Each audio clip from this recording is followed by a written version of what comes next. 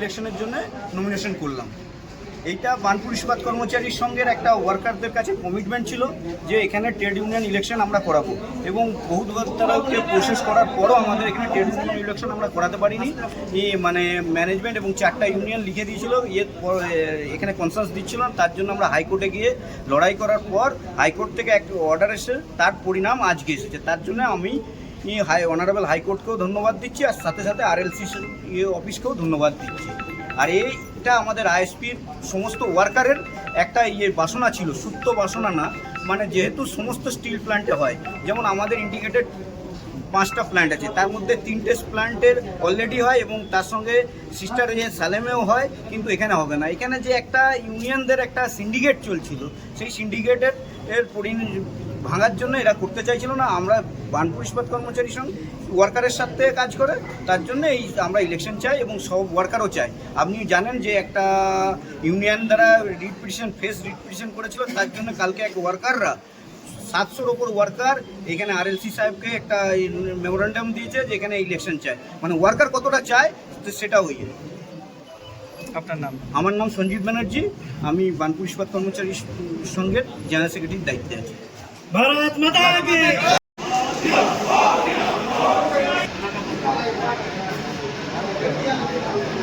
Pension হয়েছে, এটা তো 5টি ইউনিয়নের মুভমেন্টেই হয়েছে, সেটা আমরা বজায় রেখেছিলাম। এরপরে নির্বাচনের কথা যখন আসে আমরা তাতে এগ্রি ছিলাম, কিন্তু একটা আন্ডারস্ট্যান্ডিং 5টি ইউনিয়নের মধ্যে হয়েছিল যে আমরা যে নতুন মডার্নাইজেশন আর এক্সপেনশন আবার আসছে, যে 35,000 কোটি টাকা বিনিয়োগ আবার করতে চলেছে সেল এইখানে, সেটা যাতে শান্তিপূর্ণভাবে হয় তার জন্য আমরা 5টি ইউনিয়ন একটা এগ্রিমেন্ট করেছিলাম ম্যানেজমেন্টের সাথে এবং লেবার কমিশনের সাথে, যে আমরা আফটার মডার্নাইজেশন আমরা ইলেকশনে যাব। ইতিমধ্যে BMS হাইকোর্টে যায়, সেটা আমরা জানি না কেউ, ওনারা ওইখান থেকে কোনো একটা রিট পিটিশন দায়ের করে এবং সেখান থেকে ওরা একটা রায় বেরোয় যে এখানে ইলেকশন করতে হবে। ফেব্রুয়ারি মাসে এই রায়টা আসে, এই রিট পিটিশনের পর। এই রায় বেরোনোর পর তারা বিভিন্ন জায়গায় যা দেওয়া দিয়েছে, কিন্তু আমরা এখানে যে 5টা ট্রেড ইউনিয়ন ছিলাম ফাংশনিং, সেখানের মধ্যে INTUC, CI2, HMS এবং AITUC, আমরা এই যে কোর্ট অর্ডার এসেছে ফেব্রুয়ারি মাসে, এটা নিয়ে আমরা কেউ কোনো জায়গায় ওয়াকিবহাল ছিলাম না। লেবার কমিশনের কাছে কোর্ট থেকে অর্ডার আসে, লেবার কমিশনার আমাদের এখানে যে ডেপুটি লেবার কমিশনার, উনিও আমাদেরকে এই ব্যাপারে কোনো খবর দেননি, কোনো অফিসিয়াল করেসপন্ডেন্স পর্যন্ত হয়নি। হঠাৎ করে এপ্রিল মাসের 28 তারিখে উনি একটি মিটিং ডাকেন এবং মিটিং ডেকে উনি সোজাসুজি শিডিউল ধরান মিটিংয়ে আমরা ইলেকশনে। আমরা একটাই কথা বলেছিলাম যে কোর্টের অর্ডার এসছে, সেটা লেবার কমিশন অর্ডার দিয়েছে, সব ঠিক আছে, আমরা সবটাই মানছি, কোর্টের অর্ডার মানব না এই ক্ষমতা আমাদের নেই, আমরা মানছি।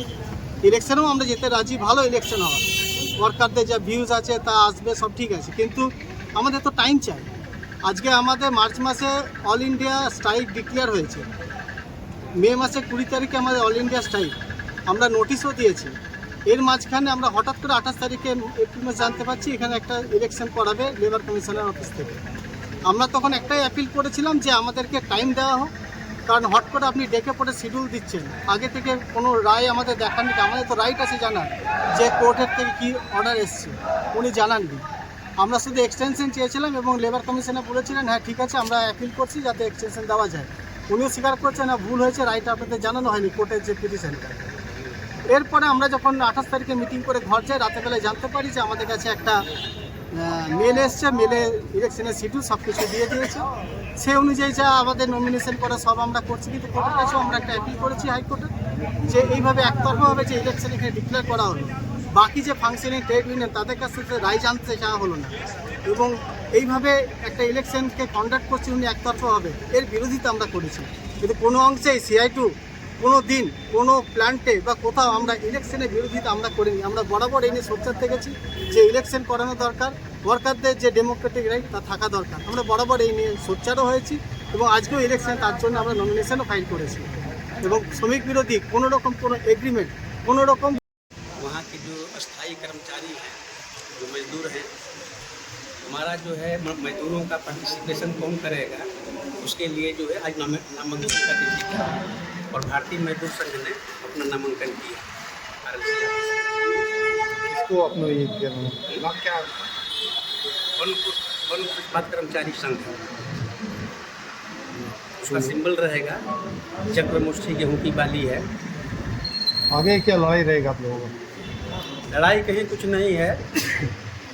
भारतीय मजदूर संघ मजदूरों के लिए मजदूर हितार्थ काम करने वाला श्रम संगठन है, जहां मजदूरों की ही जो है चर्चा होती है।